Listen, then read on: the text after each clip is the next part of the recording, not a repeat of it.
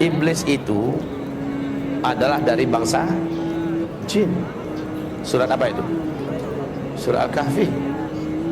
Bukan mentang dari jin lalu langsung di surat Al-Jin. Di surat Al-Kahfi Allah sampaikan bahwa iblis itu sebenarnya adalah asalnya bangsa jin yang sangat soleh dan taat. Dia sangat soleh, betul-betul soleh, taat. Tidak ada dosa yang dilarang Allah yang tidak mereka kerjakan. Hobi menumpahkan darah di mana-mana, membuat kerusakan di muka bumi. Lalu Allah Subhanahu wa taala utus para nabi-nabi, malah dibantainya nabi-nabi. Nabi-nabi dari bangsa jin juga ya, dibantai oleh mereka, dibunuh oleh mereka. Sampai pada limit terakhir Allah perintahkan seluruh malaikat bala tentara tempur dari langit turun ke bumi, habisi seluruh jin yang ada. Bumi akan diganti dengan penghuni baru ya. Bangsa jin sudah out of order ya, sudah nggak layak lagi untuk menjadi pemimpin dan pemakmur bumi. Disuruh malaikat-malaikat turun, malaikat-malaikat tempur. Walillahi junudus samawati, Allah memiliki bala tentara di langit, disuruh turun untuk ngabisin bangsa jin. Tahu enggak Bapak Ibu, siapa yang diangkat oleh Allah menjadi panglima perang? Namanya waktu itu belum iblis ya, namanya ketika itu masih Azazil. Ini adalah kitab tafsir Al-Hafiz Ibnu Katsir ya. Namanya saat itu masih bernama Azazil. Jangan kasih nama anaknya Azazil nanti. Lalu turunlah panglima perang ini, yaitu Azazil, dengan memimpin seluruh malaikat-malaikat tempur. Semua bangsa jin yang ada di muka bumi diratakan, dibunuh.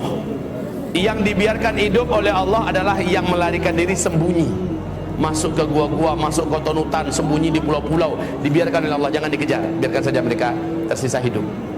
Nah, ini cikal bakal calon pelanjut bangsa jin ke depan ya. Lalu setelah selesai, malaikat-malaikat tempur naik kembali naik. Azazil juga naik ke atas. Bapak Ibu, Allah kemudian menyampaikan kepada mereka semua, inni ja'ilun fil ardi khalifah. Saya punya misi akan menciptakan pengganti baru yang akan memakmurkan bumi. Iblis merasa bangsanya sendiri sudah dihabisi, sekarang diganti, jadi nggak nyaman dia, diganti dengan makhluk baru. Dia coba hasut para malaikat yang ada, si Azazil ini, sampaikan pada Allah, nanti akan terulang kembali kisah lama. Orang akan menumpahkan darah, buat kerusakan yang kayak lama-lama aja. Ya udahlah, kita aja lah, kita aja makhluk Allah, khusus nyembah Allah. Bahasa Azazil ini disampaikan oleh malaikat kepada Allah.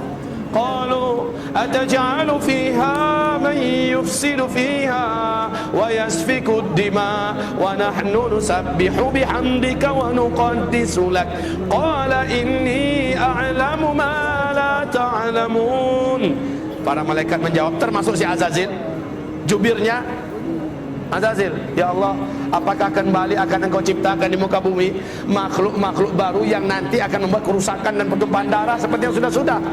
Cukup kami ya Allah, cukup kami sebagai makhlukmu, kami akan menyembahmu seperti yang sudah-sudah. Kami tidak akan berbuat dosa seperti yang telah kau saksikan ya Allah.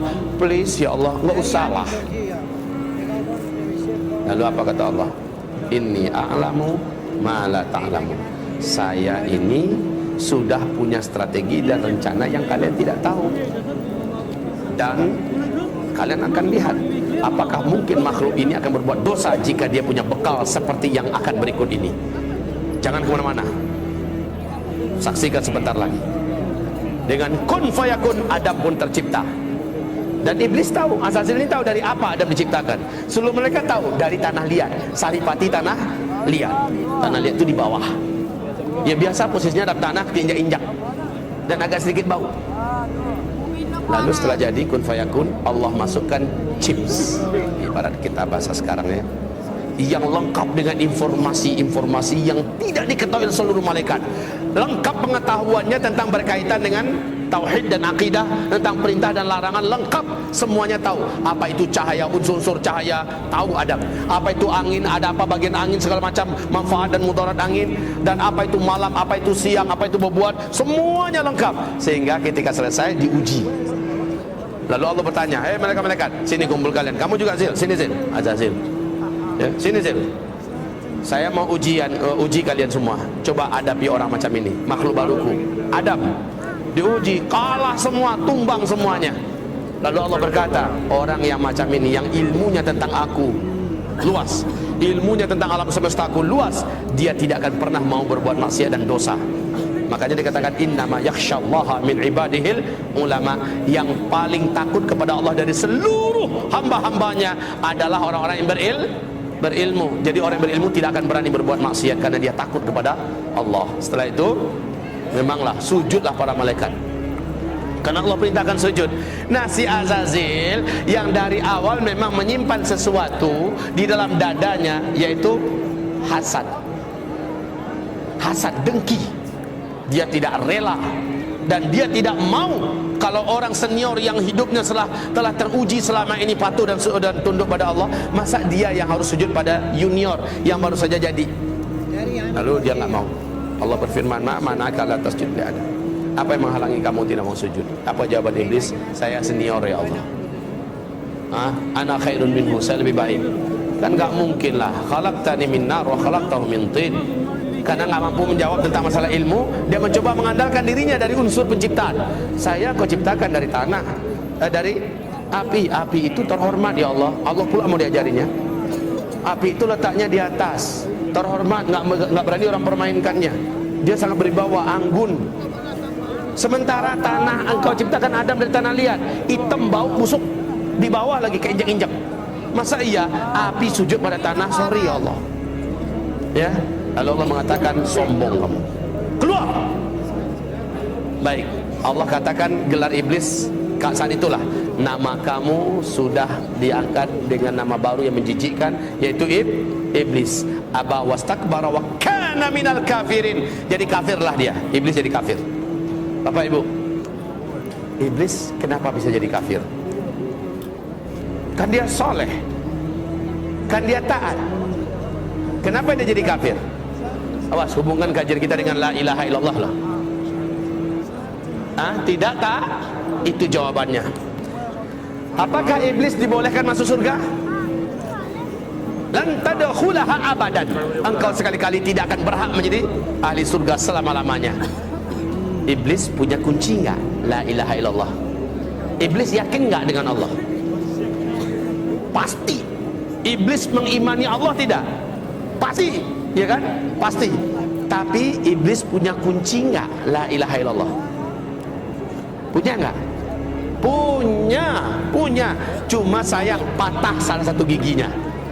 Disuruh sujud kepada Adam, dia tidak mau. Bukankah salah satu gigi daripada gigi-gigi la ilaha illallah adalah wajib mengikuti perintah-perintah Allah dan mentaati larang-larang Allah? Wajib. Iblis di situ enggak mau. Sujud kepada Adam itu nggak mau dia. Satu saja syarat Allah yang ditolaknya menjadikan dia dikatakan Allah kafir. Awas, ini zaman banyak nggak orang menolak ayat Allah. Ini zaman banyak tidak orang menolak syariat Allah. Banyak. Ini zaman banyak tidak ulama-ulama kiai-kiai yang berani-beranian melecehkan, menghina, menyudutkan ayat-ayat Allah. Banyak tidak? Banyak. Nasib orang itu bagaimana menurut Allah? Sama nggak dengan iblis? Buka surat Muhammad ayat 8 ayat 9. Surat 47 ayat 8 ayat 9. Allah katakan dalam ayat itu, siapa yang membenci satu saja di antara ayat Allah, kafir dia. Satu saja ayat Allah dia benci, dia tolak, dia musuhi, kafir dia. Kayak iblis. Iblis satu saja perintah Allah ditolaknya, maka iblis menjadi kafir.